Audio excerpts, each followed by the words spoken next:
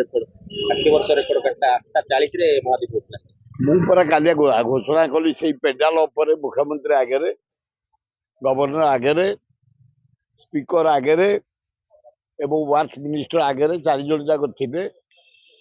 ମୁଁ କହିଲି ଏଇଆ, ମୁଁ 60 ବର୍ଷ ହେଲା ଏ ଲିଙ୍ଗରାଜଙ୍କର ଯେତେ ଯାନି ଯାତ୍ରା, ଆମର ରଥଯାତ୍ରା, ଅଶୋକାଷ୍ଟମୀ, ବାହୁଡା ଯାତ୍ରା, ତାପରେ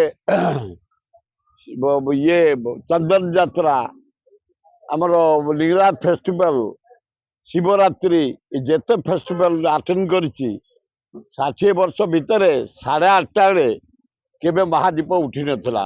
ଦିସ୍ ଇଜ ଫାର୍ଷ୍ଟ ଟାଇମ୍। ସେଥିପାଇଁ କ୍ରେଡିଟ୍ ଦେଇଛି ମୁଁ।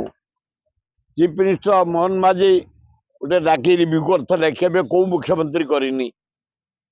ଆମର ଚିଫ୍ ସେକ୍ରେଟାରୀ ମହୋଦୟଙ୍କୁ ମୁଁ କହିଥିଲି, ସେ ଡାକି କରିଥିଲେ, କେବେ କୋଉ ଚିଫ୍ ସେକ୍ରେଟାରୀ ରିଭ୍ୟୁ କରିନଥିଲା। ସେବାୟତମାନଙ୍କୁ ଡାକି, ଅଫିସର ମାନଙ୍କୁ ଡାକି, ତାପରେ ଲ ମିନିଷ୍ଟର ନିଜେ କରିଥିଲେ, ଡିଜି ଆଉ କମିଶନର ପୁଲିସ ଡିସିପି କରିଥିଲେ। ଆମେ ବାରମ୍ବାର ଆଟେଣ୍ଡ କରିଥିଲୁ। ଯାହା ହଉ ଆମେ ଗୋଟେ ଡିସିସନ ନେଲୁ।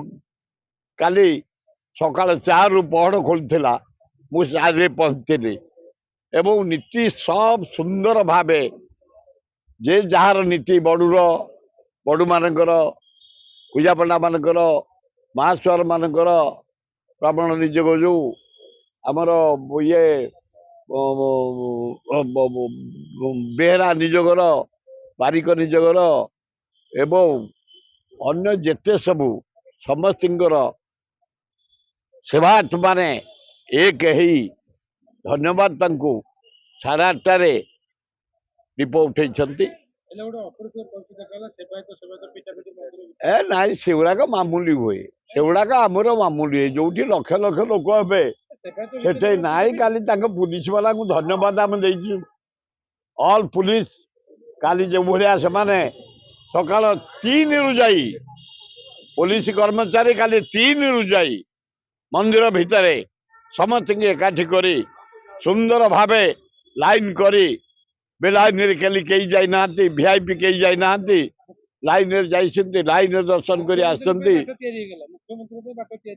ମୁଖ୍ୟମନ୍ତ୍ରୀ ଗୋଟେ ଯିବା ଆଉ ବାଟ ତିଆରି ହବନି। ଏମାନଙ୍କୁ ଆଉ ଗୋଟେ ଲୋକଙ୍କ ସାଥିରେ ହିସାବ କରିବ? ସେମିତି କହିଲେ କଣ ଆମକୁ ତମ ସାଥିରେ ମିଶାଇବ? ଆମେ 60 ବର୍ଷ ହେଲାଣି କାମ କରୁଛୁ, ଆମକୁ ତମ ଛାଡ଼ ନାହିଁ। ସେମିତି କିଛି ପାରିଟ ରହିବନି। ରାଜ୍ୟର ମୁଖ୍ୟମନ୍ତ୍ରୀ ତାଙ୍କ ପାଇଁ ନବନି। କିନ୍ତୁ କାଲି ଦେଖାଯାଇଥିଲା ସୁର ଏଇ ଗହଳି ଏତେଟା ନଥିଲା। କାଲି ଭୀଷଣ ଗହଳି। ଗହଳି ଟିକେ କମିଗଲା। ଇଣ୍ଡିଆ ପାକିସ୍ତାନ ମ୍ୟାଚ୍ ପାଇଁ କି ଇଣ୍ଡିଆ ପାକିସ୍ତାନ, ଲିଙ୍ଗରାଜ ଲିଙ୍ଗରାଜ ସେ ବୁଝିଆ ହେଇଗଲା ତାଙ୍କ ଭିତରେ।